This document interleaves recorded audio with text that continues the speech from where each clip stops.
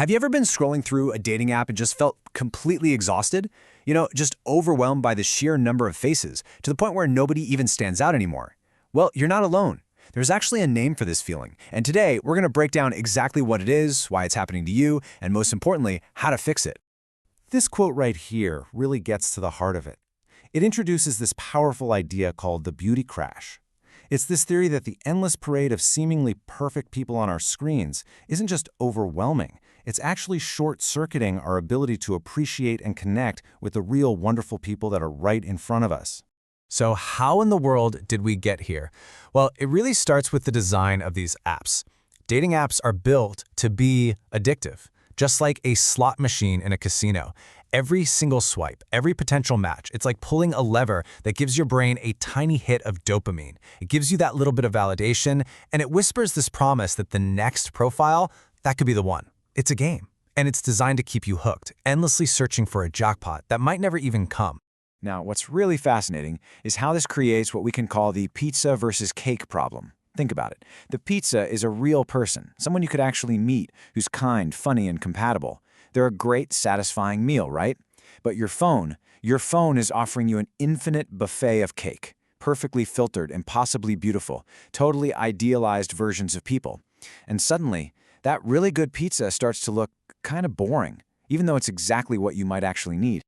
And this isn't just a feeling or a neat little metaphor. There is real science behind why this is happening. This is not a personal failing on your part. It's a predictable biological response to a totally unnatural amount of simulation. So let's take a look at what's actually going on inside your head. So the key concept here is something psychologists call the hedonic treadmill. Basically, our brains are hardwired to adapt to new situations so we can maintain a stable level of happiness, right? Like if you win the lottery, you feel absolutely amazing for a little while, but eventually that high just becomes your new normal. Well, the exact same thing happens with beauty. When you're constantly exposed to an unnaturally high level of attractiveness, your brain just adapts. It recalibrates what you consider normal or even attractive. And this slide breaks down that cycle perfectly. We can call it the beauty treadmill. It starts when you see that endless stream of beauty on the app. Next, your brain adapts to this new, heightened standard. As a result, your real-world expectations get totally inflated. They become unrealistic. And finally, you find you need an even more perfect face just to feel that same little spark of interest. You're just running in place, and real, normal people just don't seem exciting anymore.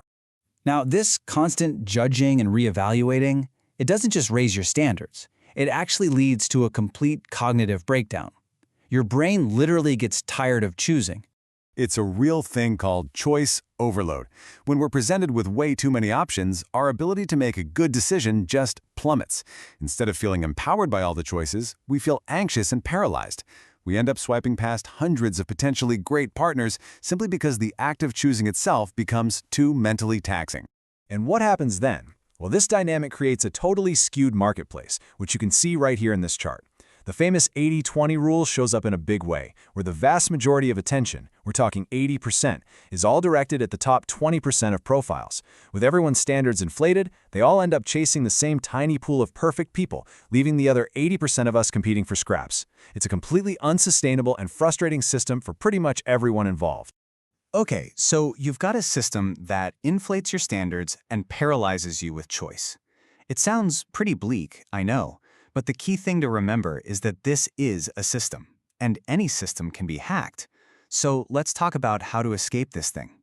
The solution is actually a simple but really powerful 30-day beauty detox. First step, delete the apps. I don't mean just pause them, get them off your phone. Second, you have to intentionally engage in real-world activities and hobbies where you can meet people organically. And third, focus on genuine face-to-face connection with your friends.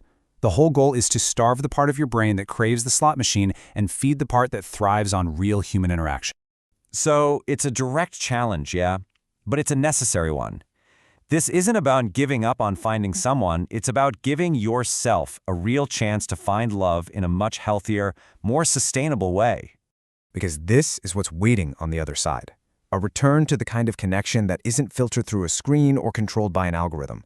It's about rediscovering the nuance, the imperfections, and the genuine magic of meeting someone in the real world, without the pressure of 1,000 other options just waiting in your pocket. So, I'll leave you with this question to think about. The next time you feel that digital fatigue setting in, just ask yourself, Is the endless scroll really bringing you closer to what you want? Or is the real opportunity, the real pizza, just waiting for you to look up from your phone?